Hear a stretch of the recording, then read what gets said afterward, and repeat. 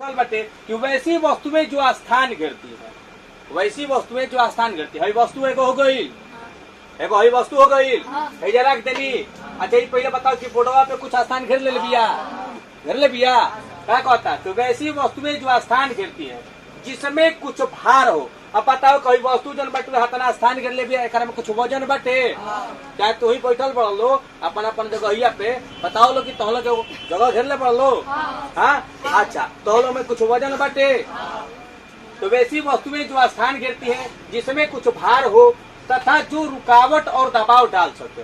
अब बताओ कि तू अपने जगह पे बैठल बड़ा, तो सबसे पहले का नंबर की उतना जगह घेर लिया, तारा में खुद के अपन भार बा। अब जो तार बगल वाला बैठल बैठल तार के ठेली, अरे ठेली तार के, तो ठेली एगो तो जब बैठल ना रहा तब ठेली के आराम से सर्द भाग जाता है, लेकिन अब तू जगह पे बैठ गई बड़ा, अब उ तार के ठेली तू ओकरा खातिर रुकावट उत्पन्न कैलनु, ओकरा खातिर रुकावट उत्पन्न हो गई कि ना हो गई। अब तार के ठेलबो कर तो ओकरा में बल लगावे के पड़ी, का लगावे के पड़ी? बल लगावे, पूरा बल लगा के तार के हटाई। यानी कंपनी के इतने से बुझ जाऊ कि पदार्थ ऐसा चीज हटुए जो एक जगह पे जब बैठेला ता स्थान घेरेला, ओकरा में भार रहला के चलते एक स्थान पे का करी, पूरा अपन आयतन बना ली। अब भार रहला के चलते क्या करी, रुकावट भी उत्पन्न कर ली, तार के आवे जाए ना दी, रुकावट एकदम क्या कर दी, उत्पन्न कर दी। तो क्या कहते हैं, वैसी वस्तुएं जो स्थान घेरती है जिसमें कुछ भार हो तथा जो रुकावट और दबाव डाल सके, तारे पर रुकावट उत्पन्न करते यानी कि दबाव डालता, तथा जो स्वयं का होने का एहसास कराए। मान ले रहे हैं कि हम जाता नहीं तार के रास्ता में, एकदम आने धुने जा रहा बनी, एकदम रेल के जा रहा बनी, अतले लाग गई ठोकर, तो हम तो जानत रहे कि चिकन रास्ता बा, लेकिन एक बाइक जब ठोकर लगल तब तखनी को हो ईटा बा, यानी कि ईटावा का कहता कि हम हूँ एहिजे बानी, यानी कि ईटावा अपन एहिजे होखे के एहसास करावो तनु, हम एहिजे रहनी, हाँ देखल है ना इले ठोकर लग गई। हाँ तो ये पदार्थ कहला का कि वैसी वस्तुएं जो स्थान घेरती है जिसमें कुछ भार हो और जो रुकावट और दबाव डाल सके तथा स्वयं के होने का एहसास कराए।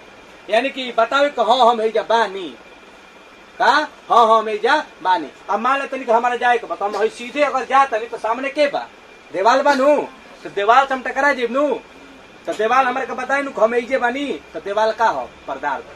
देवाल जहाँ खड़ा बा अपन आयतन घेर ले बा, अच्छा देवाल में कुछ वजन बा, बस तू का हो, पदार्थ। तू का हो, पदार्थ। भाई पंखवा लगल भाई हो का हो, सब कुछ पदार्थ। अब देखा ध्यान से, पदार्थ के अगर हमने को वर्गीकरण करते नहीं जा, अंग्रेजी में कहला क्लासिफिकेशन ऑफ मैटर, तो पदार्थ के जब हमने को वर्गीकरण करते नहीं जाते के दो भाग में बांटता नहीं जा। पहले का भौतिक, दूसरा का रासायनिक। जब हमने को भौतिक के अंदर आवता नहीं जाए तो फिजिक्स कहल जाला, तो फिजिक्स जो बटवे तीन भाग में, यानी कि फिजिक्स के अंदर पदार्थ के कोई भाग में तुला जाला, तीन भाग में। कवन कवन? ठोस, द्रव्य, गैस। तो ठोस द्रव्य का मतलब जानते बड़ा, गैस का मतलब जानते बड़ा। ठोस का मतलब का ऐसा वस्तु जैसे कहीं बोडवे ले लो, बोडावा बोडावा काड़ा बा कि ना, खेलिए करा के हम खेलाई क्या ना खेलाई, लेकिन बल लगावे के पड़ी, खेलाए के तो खेलाइबे करी, लेकिन अधिक से अधिक बल लगावे के पड़ी। तो ठोस काड़ा होला, ठोस कैसन होला, काड़ा होला, समझ में गेलू, एकदम ज्यादा काड़ा होला, तो एकरा काटावे खातिर पूरा बल लगावे के पड़ला। अब हमने क्या जाए द्रव्य, तो द्रव्य का मतलब का बहता चीज, जैसे कि जल का हो गई, द्रव्य हो गई, तेल का हो गई, द्रव्य हो गई, दूध का हो गई, द्रव्य हो गई।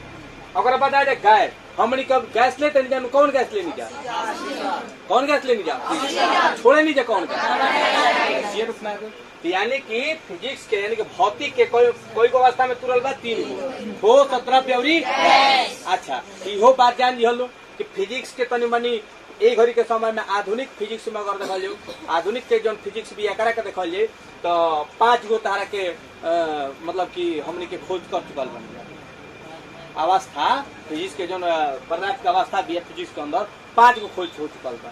तो पहली का तो जानिए गई बा ठोस, दूसर का जानिए गई द्रव्य, तीसर का जान गई गैस, और चौथ का प्लाज्मा, चौथ का कौन है, पांचवा कंडेंसेशन, यानी कि बोस आइंस्टीन कंडेंसेशन। समझ में आ गेलू। तो ई तारे के 5 गो एक बतुए। एक बाद हमने के चले रसायन शास्त्र के क्षेत्र में। रसायन में जब हमने के जाते हैं तो रसायन के 2 भाग में तुरा जाला, एगो शुद्ध पदार्थ है, एगो मिश्रण। अब मिश्रण का होला, शुद्ध पदार्थ का होला, जब एक टॉपिक में घुसब जाता जानत जा लेकिन तनी तनी हल्का हल्का बता दे तनी। देखो शुद्ध पदार्थ का होला, जब हमनी के मिट्टी के अंदर से कोनो पदार्थ के निकाले नहीं जा तो ओकरा में गंदगी लगा रहेला नु, बहुत सारा गंदगी रहेला, तो उ अशुद्ध पदार्थ में आवेला। कोना में आवेला? अशुद्ध पदार्थ में। जब हमनी के ओकरा के निकाल के साफ सुथरा कर देली, एकदम चमका देली जा, तो कम बन जाला, शुद्ध पदार्थ बन जाला। अच्छा, जब वो मटिया के अंदर से यानी कि जमीनी के अंदर से निकालब जा चाहे खदान से निकालब जा, तो ओकरा में बहुत सारा चीज मिल रहेला, माटी रही, मतलब पूरा का पूरा कह तो गायंगे ओकरा में समाई रहेला, तो कौन अवस्था में रहेला? मिश्रण में रहेला। अब देखो तो शुद्ध पदार्थ में होते हैं तो शुद्ध पदार्थ के दो भाग में तोड़ा जाला, कौना कौना में? तत्व में और यौगिक में। कौना कौना में? तत्व में और यौगिक में। और जब हमने के तत्व में होते हैं तो तत्व के 3 भाग में तोड़ा जाला, धातु, अधातु, उपधातु। तत्व के कोई भाग में तोड़ा जाला? 3 भाग में, धातु, अधातु, उपधातु। अच्छा, अब आ जाए यौगिक में, तो यौगिक को भाग में तोड़ा जाला? 2 भाग, कार्बनिक और अकार्बनिक। अब आ जाए तारे का मिश्रण में, तो मिश्रण के कई भाग में तोड़ा जाला? 2 भाग, समांग मिश्रण और विषमांग। अब हमनी के जाने के कोशिश करब जाए कि समांग मिश्रण का हटुए और विषमांग मिश्रण का। ठीक बा, चलो बंद कर।